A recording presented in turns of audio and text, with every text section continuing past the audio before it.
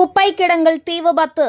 விடிய விடிய 7 வாகனங்களில் வந்த தீயணைப்பு துறையினர் தீயை போராடி கட்டுக்குள் கொண்டு வந்தனர். திருநெல்வேலி மாநகராட்சிக்கு சொந்தமான குப்பை கிடங்கு ராமையன்பட்டி பகுதியில் சுமார் 100 ஏக்கர் பரப்பளவில் அமைந்துள்ளது. திருநெல்வேலி மாநகராட்சியில் உள்ள 55 வார்டுகளில் சேர்க்கப்படும் குப்பைகள் நாள்தோறும் இங்கு கொட்டப்படுகிறது. ஒவ்வொரு ஆண்டும் ஜூன் ஜூலை மாதங்களில் காற்று அதிகமாக வீசும் போது குப்பை கிடங்கில் தீ விபத்து ஏற்படுவது வழக்கம். நேற்று மாலை ஏற்பட்ட தீ விபத்து காற்றின் வேகம் அதிகரித்து காணப்பட்டதால் தீ வேகமாக பரவியது. சம்பவ இடத்திற்கு விரைந்து வந்த மாவட்ட ஆட்சித்தலைவர் சுகுமார் தீயை கட்டுக்குள் கொண்டு வருவதற்கான நடவடிக்கை எடுக்க அதிகாரிகளுக்கு உத்தரவிட்டார். மேலும் திருநெல்வேலி சங்கரன் கோவில் சாலையில் புகை மண்டலமாக காட்சியளித்ததால் போக்குவரத்து தடை செய்யப்பட்டு மாற்றுப்பாதையில் இயக்கப்பட்டது. நெல்லை, பாளையங்கோட்டை, கங்கை கொண்டான்பேட்டை உள்ளிட்ட தீயணைப்பு நிலையங்களில் இருந்து 7 வாகனங்கள் மூலம் விடிய விடிய தீயணைப்பு வீரர்கள் போராடி தீயை கட்டுக்குள் கொண்டு வந்துள்ளனர். காற்றின் வேகம் தொடர்ந்து அதிகரித்து காணப்படுவதால் தீ மேலும் பரவாமல் இருப்பதற்காக பொக்லைன் வாகனங்கள் மூலம்